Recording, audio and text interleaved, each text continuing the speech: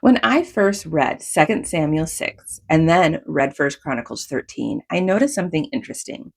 These chapters tell basically the same story from slightly different points of view.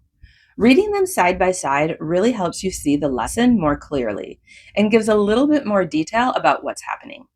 I didn't like that Uzzah died by God's hand. The oxen stumbled, the ark looked like it was about to fall, and Uzzah reached out to steady it, and God struck him dead. My first reaction was, that feels unfair. That's a natural human reaction. If something precious is about to fall, you reach out. You don't think, you react. If someone stumbles while holding a baby, you don't pause and ask questions. You just try to save the baby. So, yeah, when I first read this, it really troubled me. It felt disturbing. God is supposed to be loving, right? So, why would he react this way? But then I stepped back and looked at the whole picture, and I realized something important. Uzzah's mistake didn't start with his hand, it started long before that moment. God had already given clear instructions about how the ark was supposed to be handled. It was never supposed to go on a cart. It was never supposed to be touched.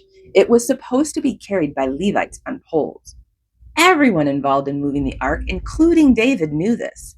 If they had done it God's way in the first place, the ark would have never been in danger of falling at all.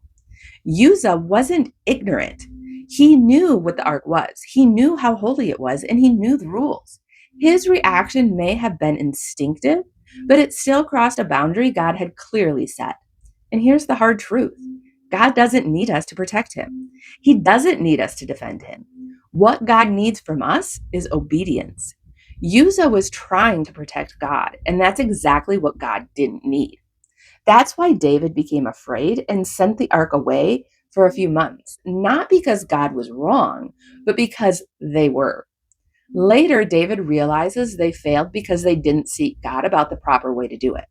When God brings the ark back the second time, everything is different. It's carried the way God commanded. There's reverence, sacrifice, and humility. This time, God's presence brings joy instead of judgment.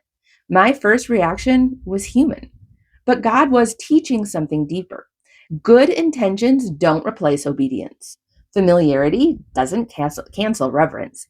And doing things almost God's way is still doing them the wrong way.